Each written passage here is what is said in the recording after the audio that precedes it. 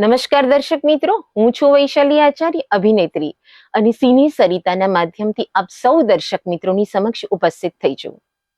ગુજરાતી ફિલ્મોના લોકપ્રિય અને સફળ ગાયક, સંગીતકાર અને અભિનય બેલડી મહેશ કુમાર એન્ડ પાર્ટી મહેશ નરેશનું ગુજરાતી ફિલ્મ નિર્માણ અને સંગીત ક્ષેત્રે અનોખું યોગદાન છે.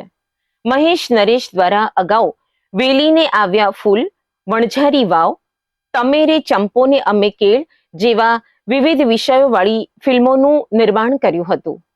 1980માં અવનવી ગુજરાતી ફિલ્મો બનતી હતી. આ અરસામાં ગુજરાતમાં મશહૂર મહેશ નરેશ કુમાર એન્ડ પાર્ટીએ ગુજરાતી ફિલ્મ શહેરી રહેણી કરણી પર આધારિત બનાવવાનું નક્કી કર્યું.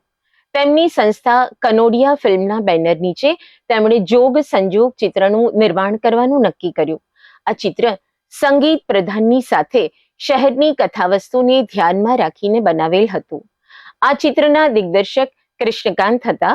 જોગ સંજોગ નામ પરથી સમયને આધીન રહીને જીવતા માણસની વાત કરવામાં આવી હતી. શહેરમાં રહેતા ધનિક શેઠનો એકનો એક દીકરો તોફાની, રમૂજી અને મસ્તીખોર હોય છે. તેમના દીકરાની સગાઈ પણ સારા કુટુંબમાં કરી દેવાય છે. શેઠને સામાજિક કામે મુંબઈ જવાનું થાય છે, ત્યારે તે તેમના દીકરાને પણ સાથે લઈ જાય છે. પણ રસ્તામાં તેમનો રેલ અકસ્માત થાય છે અને શેઠ પોતાની આંખો ગુમાવી બેસે છે અને તેમનો દીકરો પણ છૂટો પડી જાય છે. શેઠના માથે આભ તૂટી પડે છે. એક દિવસ શેઠના મુનિમને શેઠના દીકરા જેવો આબેહૂબ યુવાન મળી જાય છે. શેઠને વાત કરે છે. શેઠ તાબડતોબ બોલાવે અને તેમની પાસે રાખે છે. આમાં મોટી રમત રમાતી હોય છે.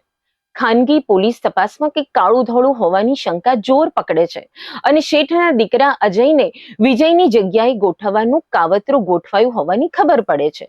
શેઠના કુટુંબના જ માણસો જ શેઠની મિલકત હડપ કરવામાં લાગેલા હોય છે. સમય જતા વિજયને સાચી વાતની ખબર પડે છે અને કુટુંબમાં રહેતા દુશ્મનોના કાવા દાવાને ખુલ્લા પાડે છે અને શેઠને આરામથી જીવવાનો માર્ગ સરળ કરી દે છે. આ ચિત્રના કલાકારોમાં નરેશ કનોડિયા, અરવિંદ ત્રિવેદી, અરવિંદ જોશી, અરવિંદ રાઠોડ, દેવેન્દ્ર પંડિત, રમેશ મહેતા, મેઘના રોય, જયેન્દ્ર મહેતા અને કૃષ્ણકાંત હતા. આ ચિત્રના ગીતો કાંતિ અશોક તથા સંગીત મહેશ નરેશે આપેલ હતું. આ ચિત્રના નિર્માતા મહેશ નરેશ પોતે જ હતા. આવી સરસ મજાની સંજોગોના શિકારમાંથી કુટુંબને કેવી રીતે બહાર લાવે છે તેવી સરસ કથાવસ્તુ ધરાવતી જોગ સંજોગ ફિલ્મ આપ શ્રીને જરૂરથી ગમી હશે. સિને સરિતાના પ્રાયોજક છે Ruku herbal products, gold hair oil અને ડાયમંડ મસાજ ઓઇલ. સવારની લહેજત, ગરમાગરમ ચા અને વ્રજકિશન ભૂમિ અખબાર. વ્રજકિશન ભૂમિ, સિને સરિતાના મીડિયા પાર્ટનર. તો હવે આવતા એપિસોડમાં એક નવી ફિલ્મની વાત સાથે અમે આપને ફરીથી મળીશું. ત્યાં સુધી જોતા રહો સિને સરિતા. જય જય ગરવી ગુજરાત. આ છે ગુજરાતી ફિલ્મોનો ઇતિહાસ.